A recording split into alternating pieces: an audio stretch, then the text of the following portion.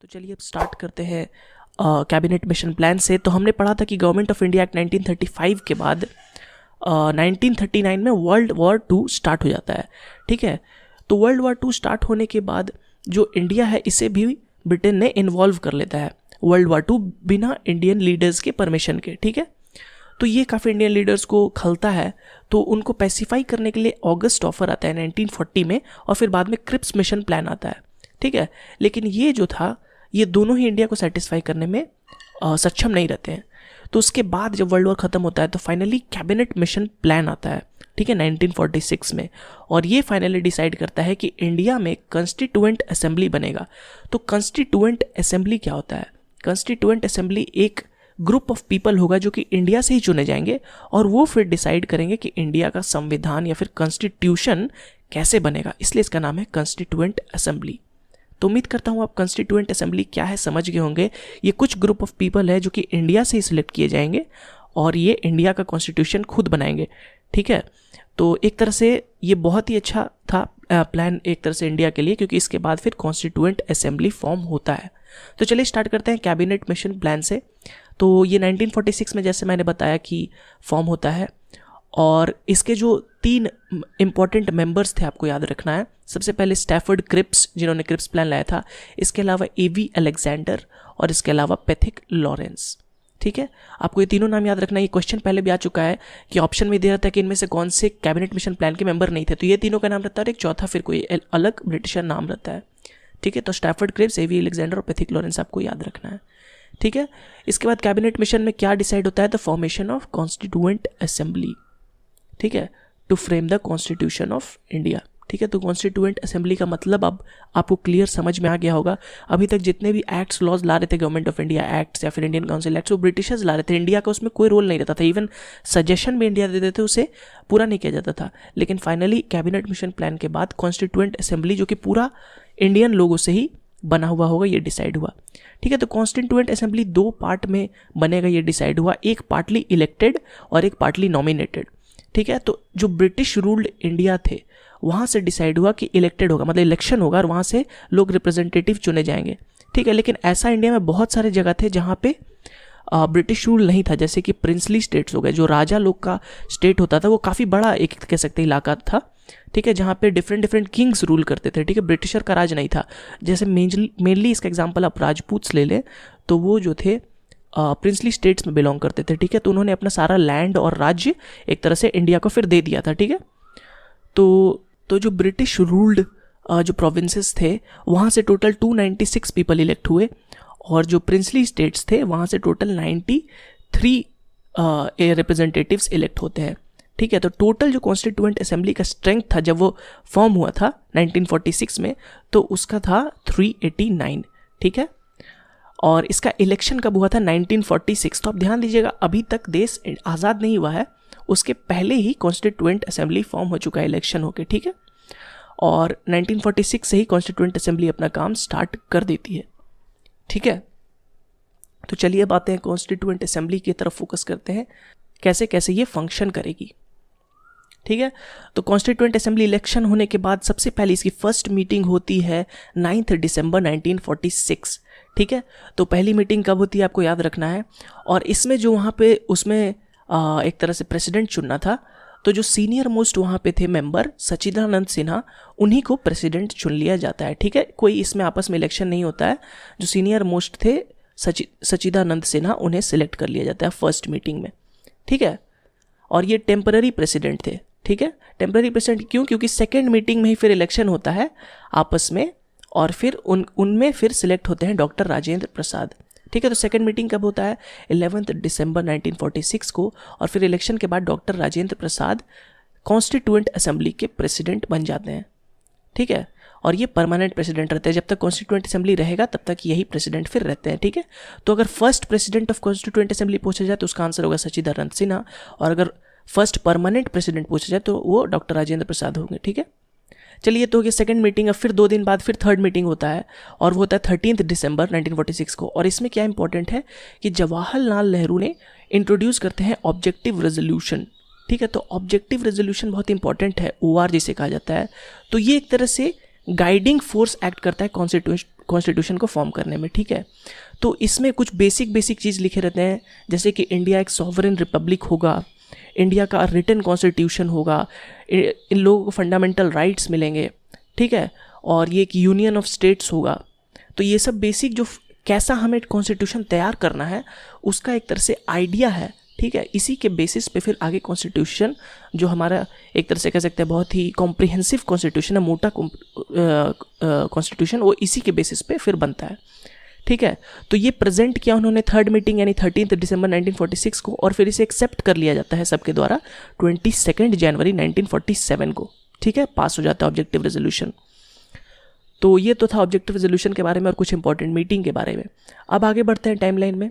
तो इसी तरह कॉन्स्टिट्यूएंट असेंबली काफ़ी दिनों तक काम कर रही थी, लेकिन अंदर में जो इलेक्टेड मेंबर्स थे कॉन्स्टिट्यूएंट असेंबली में, उनमें कई लोग चाहते थे कि पाकिस्तान एक सेपरेट स्टेट बने, ठीक है। तो जो मुस्लिम लीग के जो इलेक्टेड लोग थे या फिर जो भी कुछ मेंबर्स थे जो कि चाहते थे पाकिस्तान एक सेपरेट स्टेट बने, तो उन्होंने कंटिन्यूस रखा अपना डिमांड कि नहीं, हमारा अलग कॉन्स्टिट्यूशन बनेगा, हमारा अलग कॉन्स्टिट्यूएंट असेंबली रहेगा। और ये डिमांड फिर फाइनली ब्रिटिशर्स ने एक्सेप्ट किया, और इंडिपेंडेंस ऑफ इंडिया एक्ट 1947 जो आता है, जो कि लॉर्ड माउंटबेटन लाते हैं, उसमें डिसाइड करते हैं कि पाकिस्तान एक अलग स्टेट बनेगा और उनका अलग कॉन्स्टिट्यूशन होगा, और इंडिया एक अलग स्टेट बनेगा और उनका अलग कॉन्स्टिट्यूशन होगा, ठीक है।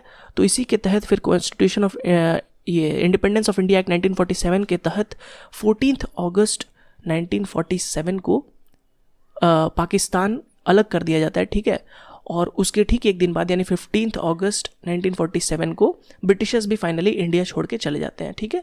तो इंडिपेंडेंस ऑफ इंडिया एक्ट जो लॉर्ड माउंटबेटन ने लाया, उनके ही तहत दोनों कंट्री फिर फाइनली फ्री हो जाते हैं, आज़ाद हो जाते हैं। भले कॉन्स्टिट्यूशन पहले से बनना स्टार्ट हो गया था, लेकिन जो लीगैलिटीज़ होते हैं, लीगल प्रोसीजर्स, वो 15 अगस्त 1947 को फाइनली इंडिया आज़ाद हो जाता है, ठीक है।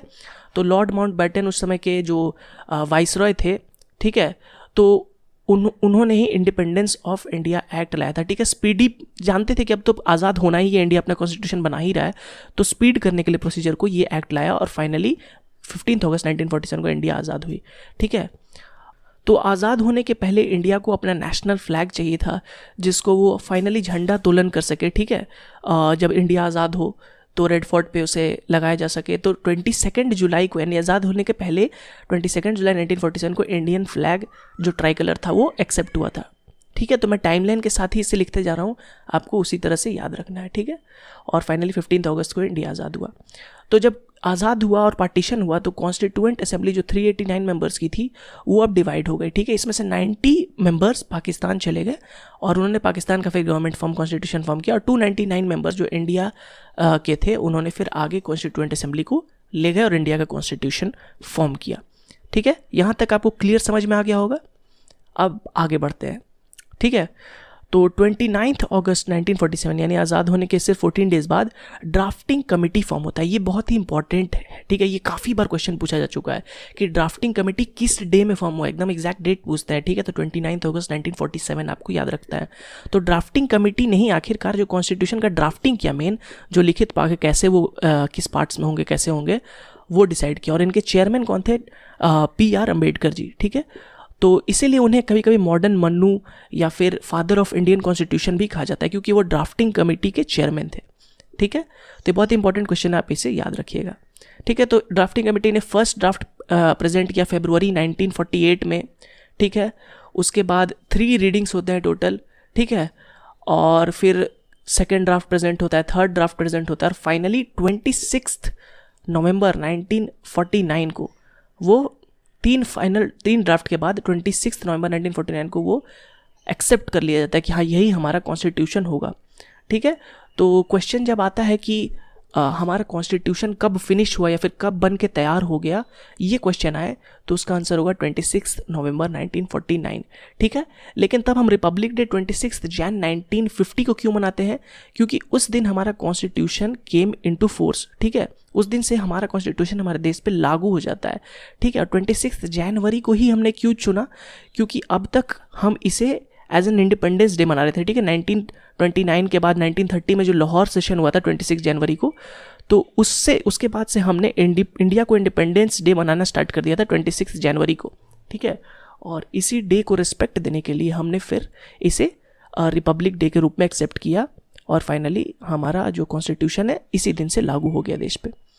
ठीक है, अब एक और डेट आपको याद रखना है 24 जनवरी 1950, क्योंकि ठीक एक्सेप्ट होने के पहले हमारे दो चीज़ एक्सेप्ट हुए। एक और नेशनल एंथम जो था, जो जन गण मन था, वो एक्सेप्ट हुआ एज अ नेशनल एंथम, और डॉक्टर राजेंद्र प्रसाद जो प्रेसिडेंट थे अब तक कॉन्स्टिट्यूएंट असेंबली के, उनको प्रेसिडेंट ऑफ इंडिया बनाया गया।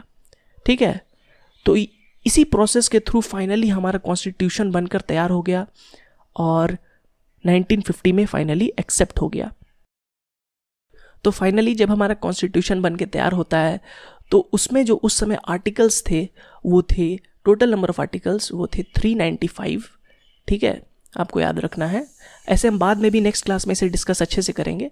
इसके अलावा पार्ट्स जो थे वो 22 पार्ट्स थे और जो शेड्यूल्स थे वो 8 थे। ठीक है, आप याद रख सकते हैं, और ये धीरे धीरे अमेंडमेंट के साथ बढ़ते गए, लेकिन जब बना था तो आपको ये 3 थे, आपको याद रखना है। ठीक है, और हमारे कॉन्स्टिट्यूशन को बनने में टोटल वक्त कितना लगा, ये भी क्वेश्चन काफ़ी बार आता है। तो 2 साल 11 महीना और 18 दिन।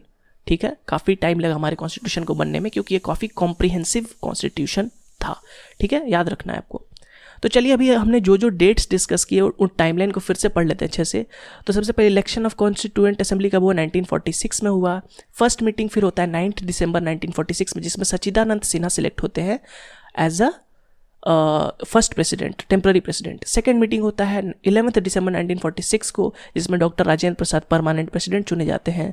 फिर थर्ड मीटिंग होता है 13 दिसंबर 1946 को, जिसमें ऑब्जेक्टिव रेजोल्यूशन प्रेजेंट किया जाता है जवाहरलाल नेहरू द्वारा। ठीक है, OR प्रेजेंट किया जाता है। उसके बाद ऑब्जेक्टिव रेजोल्यूशन फिर कुछ डिस्कस होता है। फिर पास फाइनली कब होता है 22 जनवरी 1947 को। ठीक है, इसके बाद नेशनल फ्लैग एक्सेप्ट होता है 22 जुलाई 1947 को, क्योंकि अब देश आज़ाद होने वाला था, डिसाइड हो गया था, हमें एक ट्राई कलर चाहिए था, हमारा फ्लैग चाहिए था नेशनल, तो हमारा फाइनली फ्लैग एक्सेप्ट होता है 22 जुलाई 1947। फिर इंडिया इंडिपेंडेंट हो जाता है 15 अगस्त 1947 इंडिपेंडेंस ऑफ इंडिया एक्ट के तहत। और ड्राफ्टिंग कमेटी फिर कॉन्स्टिट्यूएंट असेंबली का फॉर्म होता है 29 अगस्त 1947 को, जिसमें BR अम्बेडकर चेयरमैन रहता है, इसलिए उन्हें फादर ऑफ इंडियन कॉन्स्टिट्यूशन भी कहा जाता है। ठीक है, कॉन्स्टिट्यूशन फिर फॉर्म हो जाता है हमारा 26 नवंबर 1949 को। 3 ड्राफ्ट उसमें प्रेजेंट किए जाते हैं। ठीक है, और फिर हमारा नेशनल एंथम सिलेक्ट हो जाता है 24 जनवरी 1950 को। इसके अलावा राजेंद्र प्रसाद हमारे प्रेसिडेंट भी बन जाते हैं 24 जन 1950 को। और फाइनली 26 जन 1950 को हमारा कॉन्स्टिट्यूशन केम इनटू फोर्स। ठीक है, यानी लागू हो जाता है देश पर।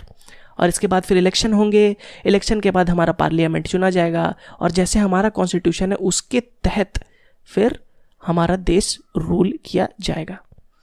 तो याद कर लीजिए आप इन सबको। ठीक है, इसका स्क्रीनशॉट ले लीजिए, ये सारे डेट बहुत इंपॉर्टेंट है। और नेक्स्ट वीडियो से हम स्टार्ट करेंगे जो हमारा कॉन्स्टिट्यूशन है उसे। ठीक है, वो कितने पार्ट से में बना है, उनको बनाने के लिए हमने कहाँ कहाँ से सोर्सेज लाए, किस देश से क्या सोर्स लाया, और फिर ये कैसे कैसे बना है। ठीक है, तो उम्मीद करता हूँ आपको इस वीडियो में काफ़ी कुछ समझ में आएगा कॉन्स्टिट्यूएंट असेंबली के बारे में और कैसे कॉन्स्टिट्यूशन बना। और उम्मीद करता हूँ आप इस वीडियो को पसंद करें। अगर पसंद किया तो लाइक करें, और अगर अभी तक चैनल को सब्सक्राइब नहीं किया तो प्लीज़ हमारे चैनल को सब्सक्राइब कर ले, इससे हमें काफ़ी सपोर्ट मिलता है। And thank you again for watching this video.